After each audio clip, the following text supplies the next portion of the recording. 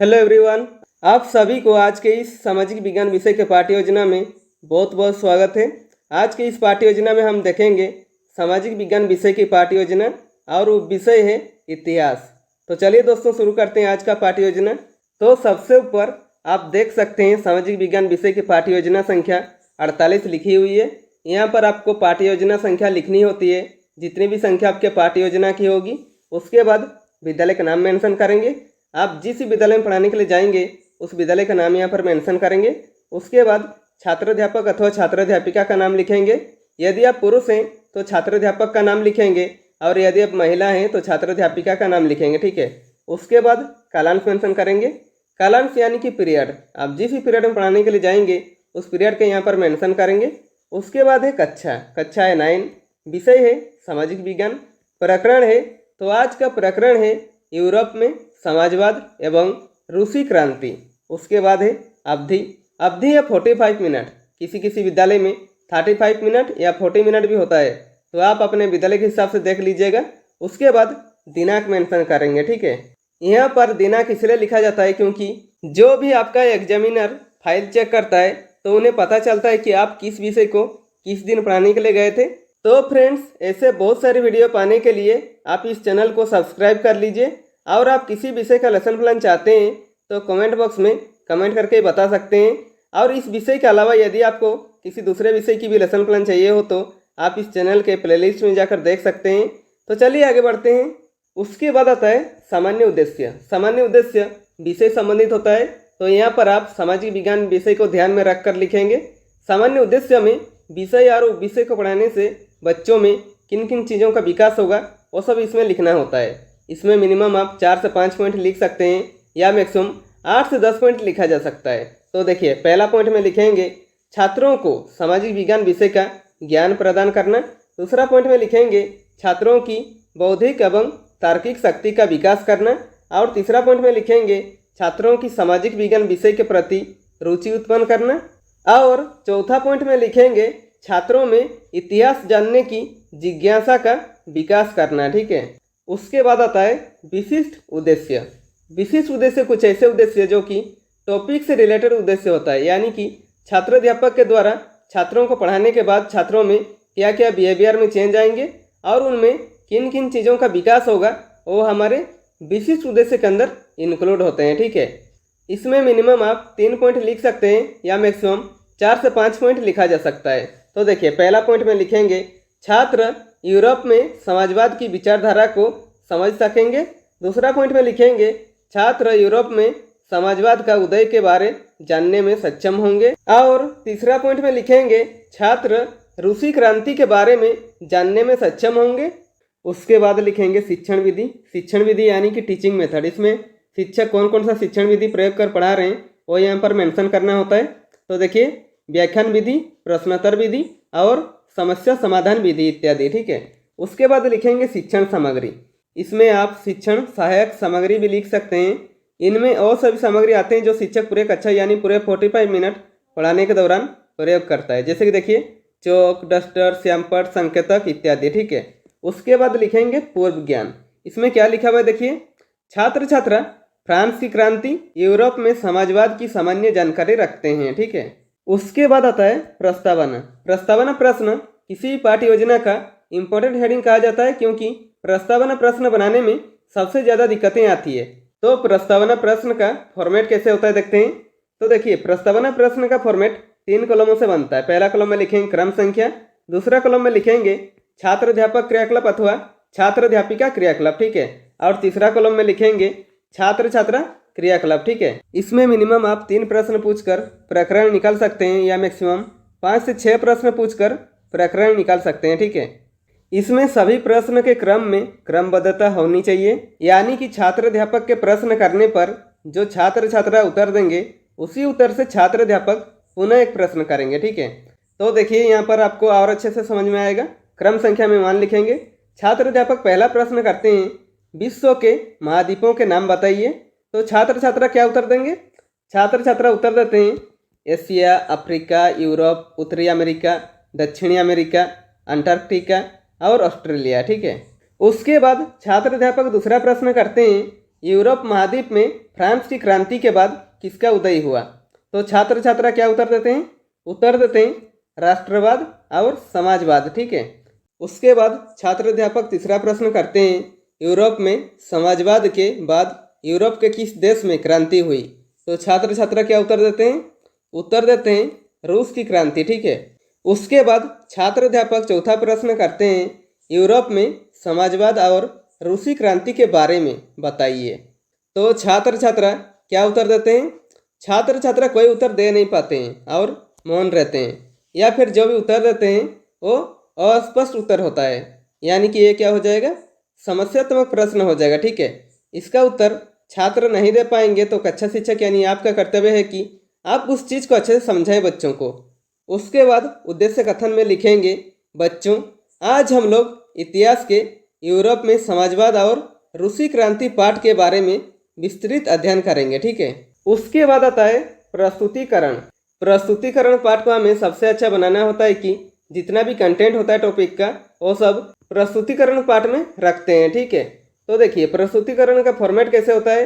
प्रस्तुतिकरण का फॉर्मेट 4 कॉलमों से बनता है। पहला कॉलम में लिखेंगे शिक्षण बिंदु यानी कि टीचिंग पॉइंट, इसमें हम कौन कौन से पॉइंट कवर करेंगे वो सब लिखेंगे। दूसरा कॉलम में लिखेंगे छात्र अध्यापक क्रियाकलाप अथवा छात्र अध्यापिका क्रियाकलाप यानी कि पुपिल टीचर एक्टिविटी, इसमें क्लासरूम में टीचर क्या क्या एक्टिविटी कर रहे हैं वो सब लिखेंगे। और तीसरा कॉलम में लिखेंगे छात्र छात्रा क्रियाकलाप यानी कि इसमें क्लासरूम में छात्र छात्रा क्या क्या एक्टिविटी कर रहे हैं वो सब लिखेंगे। और चौथा कॉलम में लिखेंगे श्यामपट कार्य। ठीक है। तो देखिए सबसे पहले शिक्षण बिंदु पर लिखेंगे यूरोप में समाजवाद, और इसके बारे में छात्र अध्यापक जो बताएंगे वो छात्र अध्यापक क्रियाकलाप पर लिखेंगे। ठीक है। तो देखिए क्या बताते हैं, समाजवाद एक आर्थिक सामाजिक दर्शन है। समाजवादी व्यवस्था में धन संपत्ति का स्वामित्व और वितरण समाज के नियंत्रण के अधीन रहते हैं।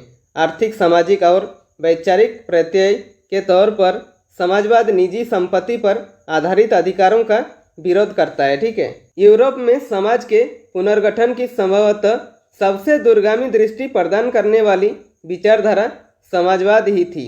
19वीं सदी के मध्य तक यूरोप में समाजवाद एक जाना पहचाना विचार था। उसकी तरफ बहुत सारे लोगों का ध्यान आकर्षित हो रहा था। समाजवादी निजी संपत्ति के विरोधी थे, यानी वे संपत्ति पर निजी स्वामित्व को सही नहीं मानते थे। उनका कहना था कि संपत्ति के निजी स्वामित्व की व्यवस्था ही सारी समस्याओं की जड़ है।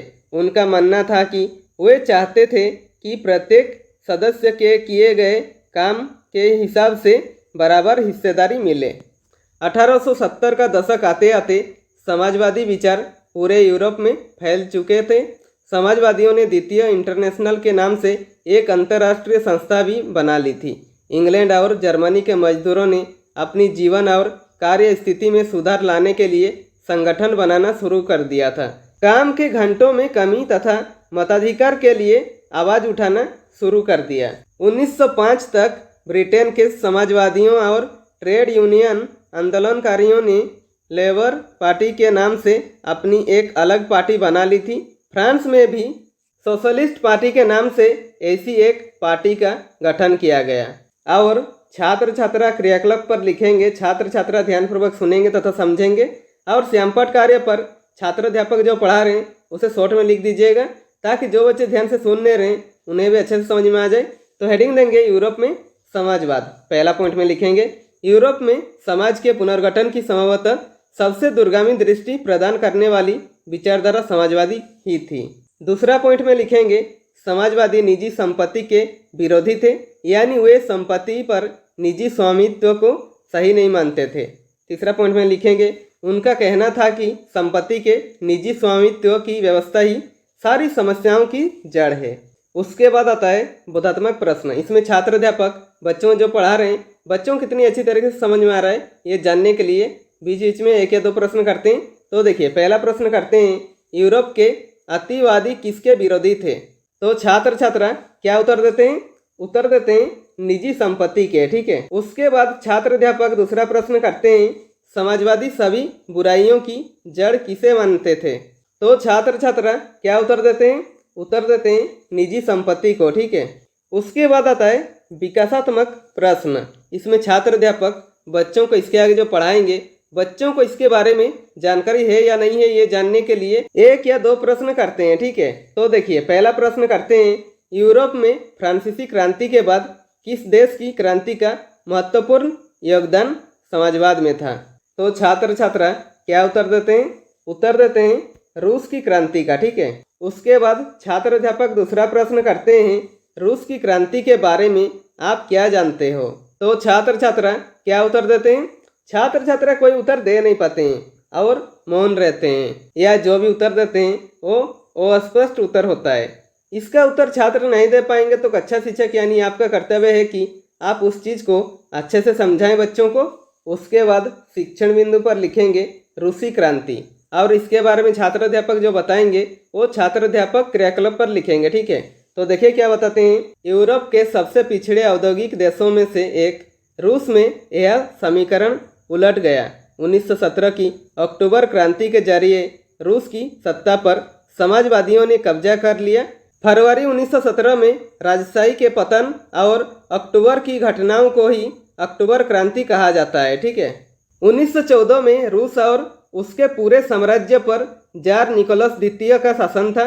मॉस्को के आसपास पढ़ने वाले छात्र के अलावा आज का Finland, Latvia, Lithuania, Poland, Ukraine और बेलारूस के कुछ हिस्से रूसी साम्राज्य के अंग थे।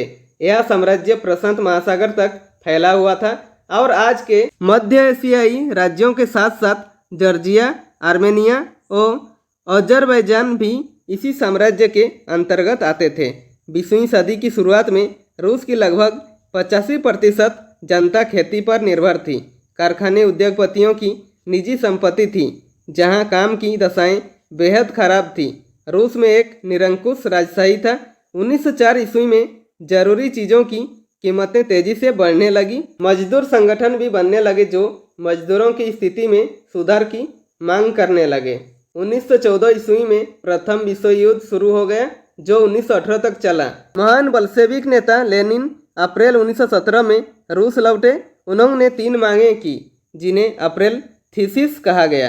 पहला, युद्ध की समाप्ति। दूसरा, सारी जमीनें किसानों के हवाले। और तीसरा, बैंकों का राष्ट्रीयकरण, ठीक है। फरवरी 1917 में राजशाही के पतन और 1917 के ही अक्टूबर के मिश्रित घटनाओं को अक्टूबर क्रांति कहा जाता है। 24 अक्टूबर 1917 को विद्रोह शुरू हो गया और शाम ढलते ढलते पूरा पेट्रोग्राद शहर बल्शेविकों के नियंत्रण में आ गया। इस तरह अक्टूबर क्रांति पूर्ण हुई, ठीक है। और छात्र छात्रा क्रियाकलाप पर लिखेंगे।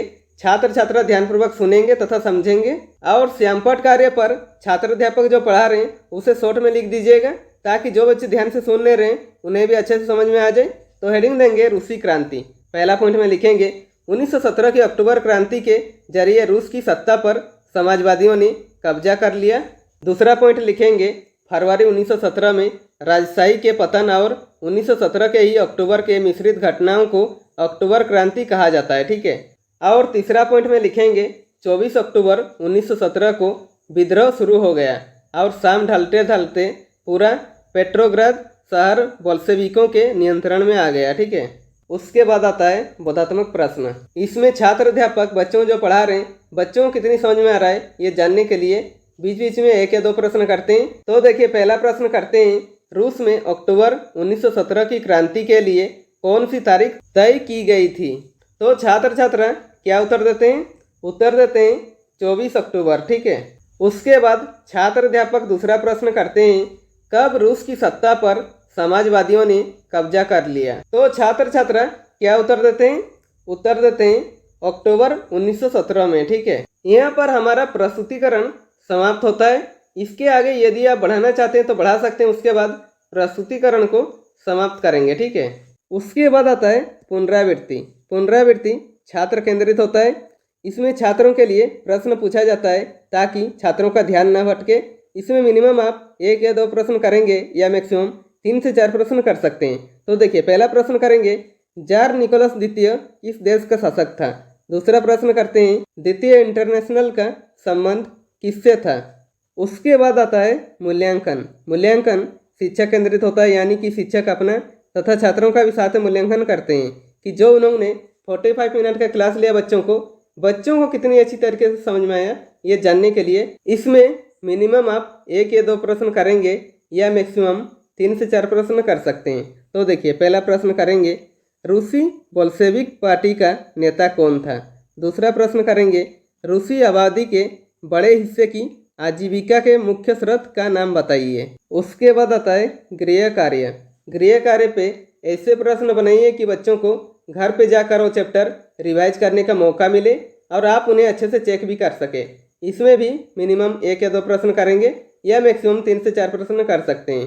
तो देखिए, प्रश्न करते हैं, 2 सूचियाँ बनाइए। एक सूची में फरवरी क्रांति की मुख्य घटनाओं और प्रभावों को लिखिए और दूसरी सूची में अक्टूबर क्रांति की प्रमुख घटनाओं और प्रभावों को दर्ज कीजिए। तो फ्रेंड्स, इसी के साथ हमारा आज का लेसन प्लान कंप्लीट होता है।